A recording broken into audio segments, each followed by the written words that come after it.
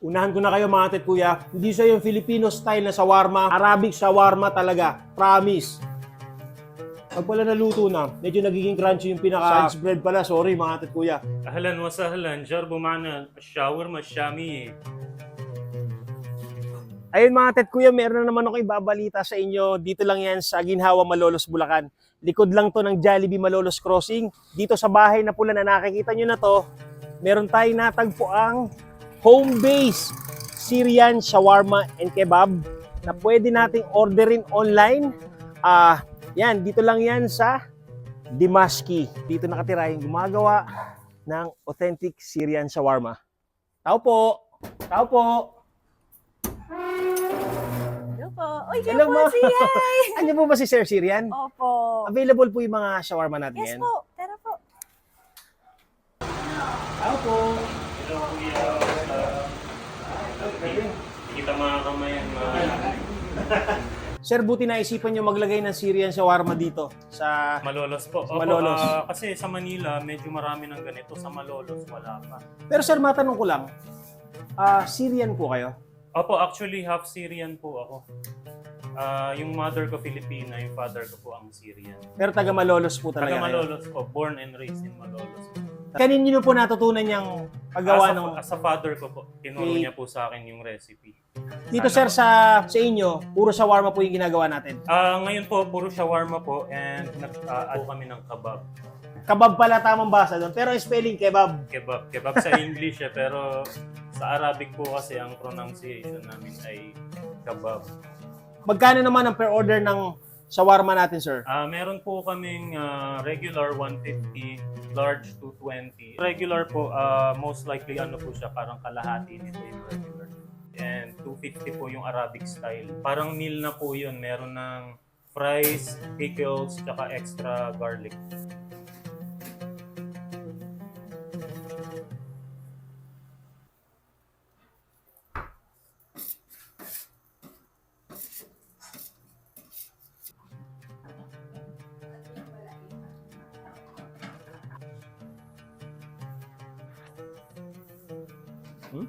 Sarap ng spices, grabe. Ito na Ano po tawag doon sa pinaka-tinapay na yun, sir? ang tawag po sa tinapay na to ay Saj bread po. Parang pita bread to, sir, tama ba? Apo, Hindi, ano siya? Iba po siya kasi ang pita bread medyo mas makapal. Ito po ay manipis po siya. Yung pala yung pagkakaiba niya sa pita bread, mas manipis siya ito. Parang siyang medyo similar sa lumpia wrapper pero iba yung texture niya. Opo. Ano po siya, ang nangyayari po dito, pag po siya... Parang malambot siya, no? Malambot po siya na manipis. Ngayon, pag tinost po siya dito, magiging crispy yung skin nung ating... Okay. Yun po ang original na Syrian shawarma po.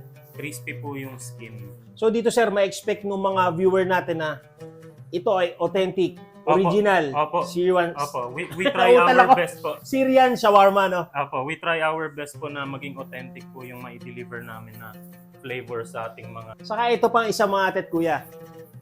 Syrian, half Filipino yung nagluluto. Kaya alam nyo na. Ayun, napakaswerte natin mga ate at kuya at pinapasok tayo dito sa kitchen nila. Pero remind ko lang po kayo mga ate at kuya, lahat po ng mga products nila ay by order and delivery lang.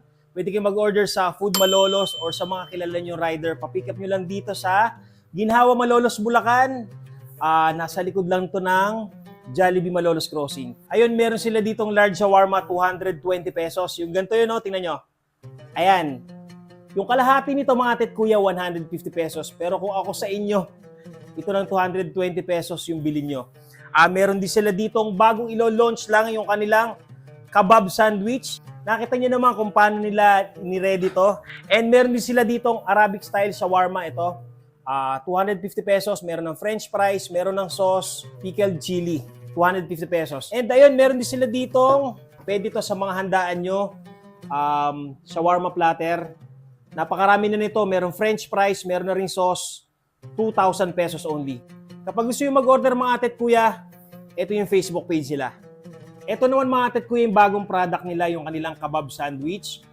Soon, pwede na rin natin itong orderin sa kanila. Pero sa ngayon, ako muna ang titikim. Game. Grabe. Ano siya, oh? Game.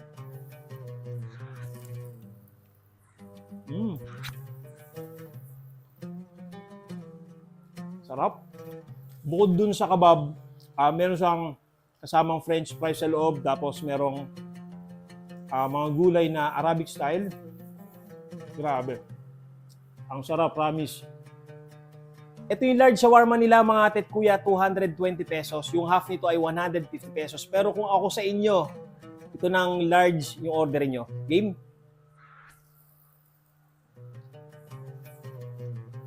Grabe.